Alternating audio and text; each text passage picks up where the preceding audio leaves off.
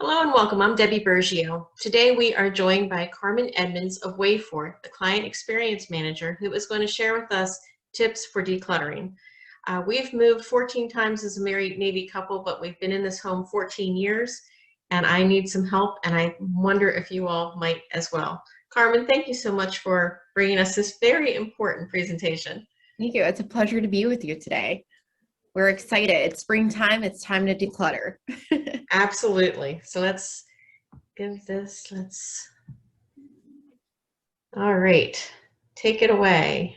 Absolutely. So again, with the changing of seasons, it's just a perfect time to really start looking at your home. Oops, I'm sorry. Yep. Perfect time to start looking at your home. And we say decluttering, but I like to say right sizing. So figuring out what's the right fit for your home currently. So yeah, so I'm excited to walk through this with you today.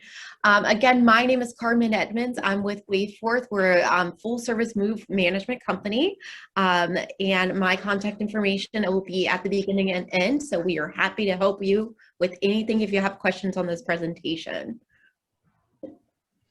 So on today's agenda, we'll go through the 5 types of common clutter that are within the homes. We'll give you some downsizing tips, and then also we'll give you some tips on finding that motivation to actually start. So most common types of clutter within a home, we have content without a home, abundance clutter, bargain clutter, aspirational clutter, and sentimental clutter. So we'll go through each one. So content without a home, really this is the magazines and newspapers, the old mail, the paperwork that you get and you're just putting it on a countertop.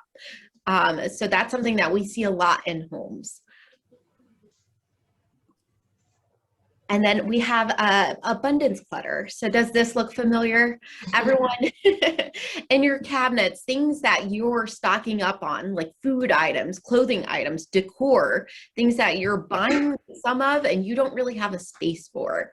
So abundance clutter is large amount of items around the house that go unused. Bargain clutter. So this one's a big problem for me. I can't resist a sale.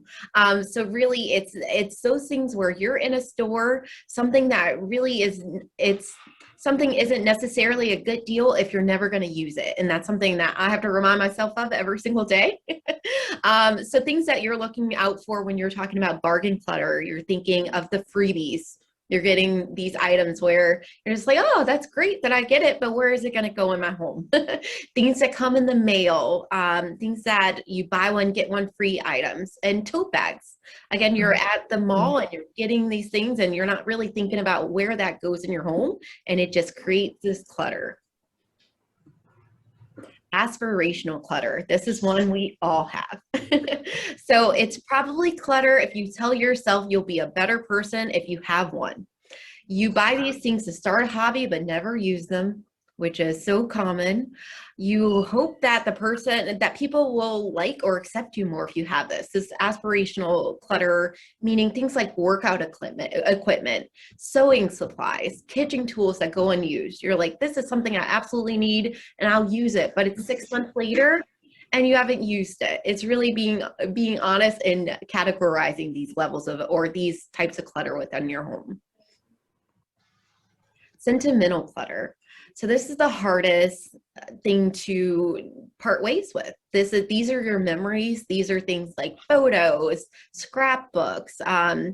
So really with sentimental clutter, you determine what is worth keeping, save a virtual memory. This is something where you're scanning those photos and getting it online where it's no longer within that room sitting around. You pass it on. Is there anyone in your family that would like that with one of your 12 photo albums? Repurpose or recycle. Or keep one of a bunch. Sometimes you take a lot of photos and it's really of the same thing, but it's a memory and you want to keep everything. But just deciding that one thing out of that bunch that you really want to hold on to. So now now that we identified the types of clutter that are common within the home, we're going to go walk you through some downsizing quick tips. So Debbie, we spoke about this before, but one of the biggest tips and the quickest way to start is to start small. A lot of people get overwhelmed when you're looking at this daunting task of, oh my goodness, I have a whole house to declutter. So really one of the biggest tips that I can offer today, and I talk to every one of my clients about this, is to start one drawer at a time, or one closet at a time, one room at a time. Don't think of the entire picture because that's absolutely overwhelming. So start small and start one thing at a time. And then that way you can feel those small successes along the way. Bust out the measuring tape. So this is a tip for if you're decluttering or right sizing in order to prepare for a move. A lot of times you're thinking about, you're looking at this big picture of the content that you have currently without thinking about how that fits into where you're moving towards. So busting out a measuring tape and really getting those dimensions and asking yourself, will this piece of item will this piece of furniture or will this item actually have a space in my new place? So measuring your photo or measuring your furniture to make sure that that can go along with you. And this will just really give you a good idea of what you can move with and what you can really part ways with. And this is the hardest part. It's really having those honest conversations with yourself and asking yourself those tough questions. So, do you use it? I know it's something where I have a waffle iron and it sits on my kitchen counter. And every day I'm just like, I'm gonna use it. But really, that's something that, you know, one of the biggest tips that I like to think of, especially when I'm walking in the kitchen, is if I didn't turn this on in 6 months, is it time for me to part ways with it? Is it time for me to say, oh, maybe this as aspirational clutter and it's not something that I'm actually going to use? So do you use it? Do you need it? Is the next question. Is it something that you need? Is it useful and does it make your life easier? And does it add value to your life? And the most important one is, does it make you happy?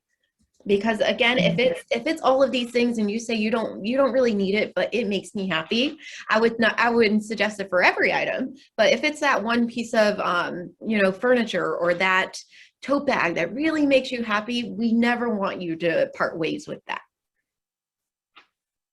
And everyone hopefully knows who Marie Kondo is. She is, I've watched her her series quite a few times, but really her baseline is, does it spark joy? And that's where all of these tips come from. And hopefully it'll get you to a place of even more joy and declutter.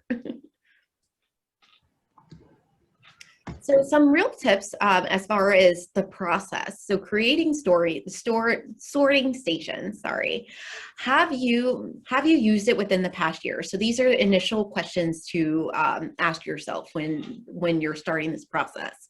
And when you're deciding on, again, if you're starting small, you're in a room, we want you to create 3 stations.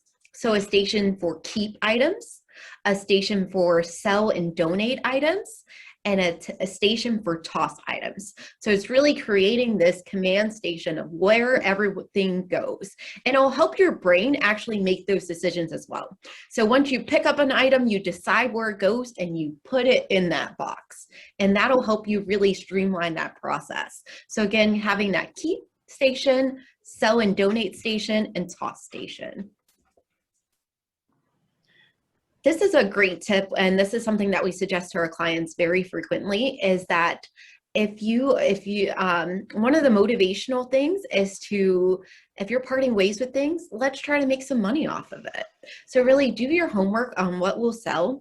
Keep an eye out for your high value items. So when you're going through the process and looking at your content within your home, what's high value? What has an opportunity to actually sell to an auction house? And then look for ways to sell your items. So it could be something simple like Facebook Marketplace, or if it's more of a high value item, there are auction homes or auction houses that you can partner with.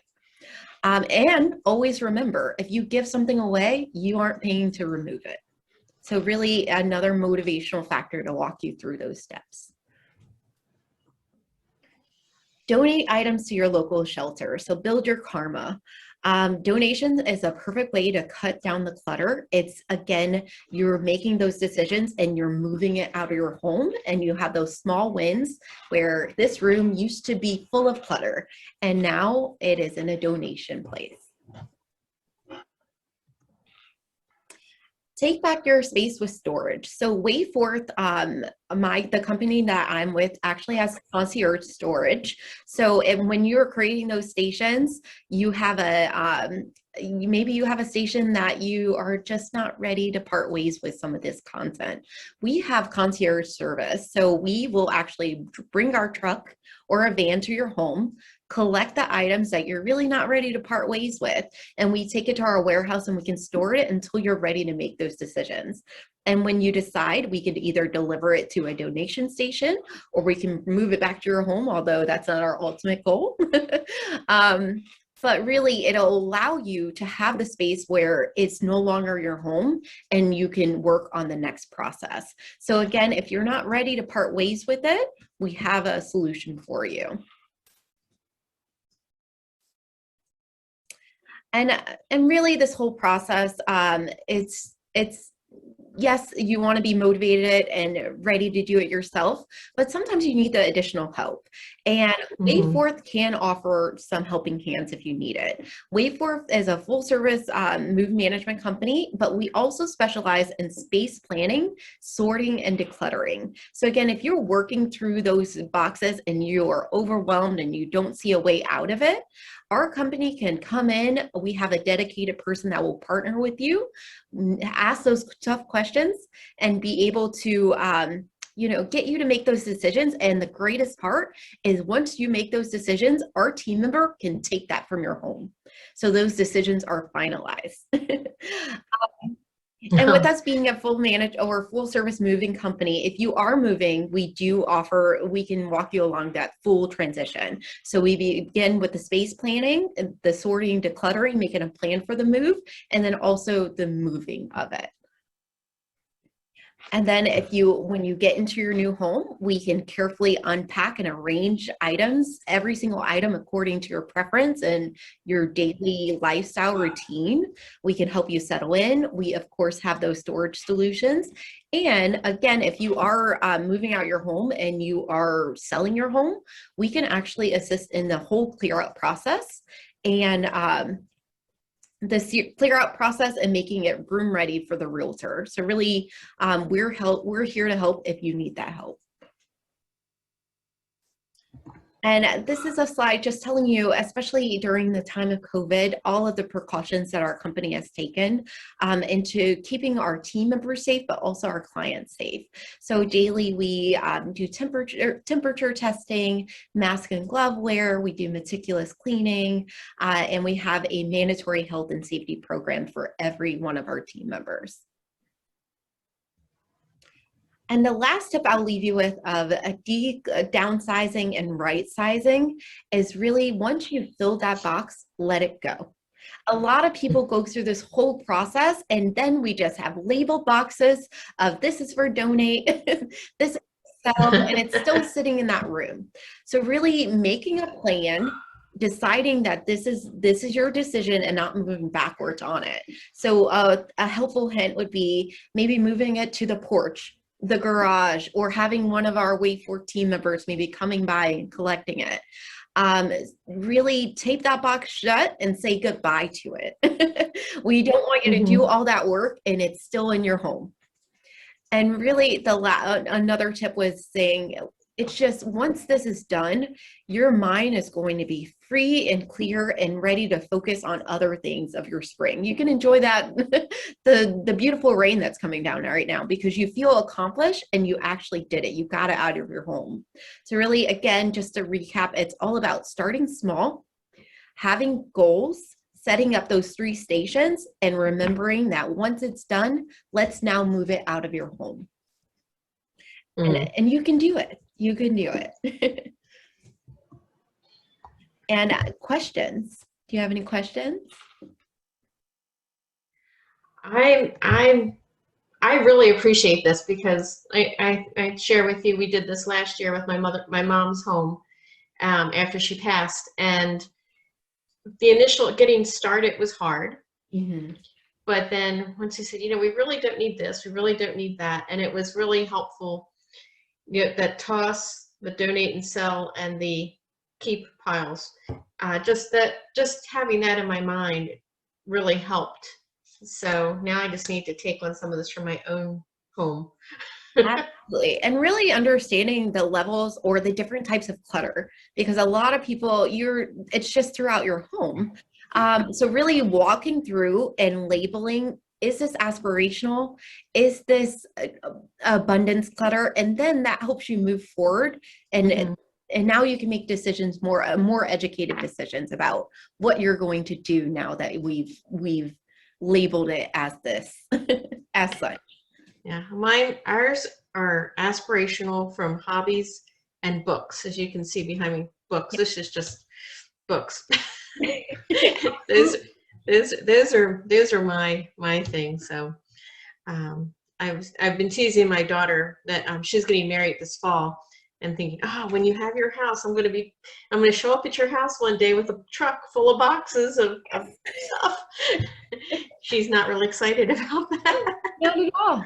Not at all. It's all her stuff, but But maybe it's time to actually go through. And I have this rule with them. I lose things all the time, but when I find it, having that conversation with myself and saying, I haven't seen this in 6 months. Do I really need it? So really getting your mind in that train of thought of saying, just because it's in my home and just because I own it doesn't mean I need it, and doesn't mean I use it and it has to continue to stay. Absolutely. Carmen, thank you so much for just lay this out in steps, and it's so good to know. So I can call Wayforth, and someone can come out and help me make those decisions, because that's hard. Having a second person who's not attached to the items like we are can be really super helpful. Absolutely. And again, you like to say you're in control, but we work with, in our years of doing this and working with clients, we do have some helpful hints as far as what is really necessary. And, and a lot of times just moving forward and letting go of that clutter just makes you feel so much better. Absolutely. Well, we have, of course, your presentation that's on your page, but we have your contact information here, and through your slides. So I just want to thank you for spending time and helping us with a really important piece of the puzzle. Absolutely. One step at a time. Absolutely.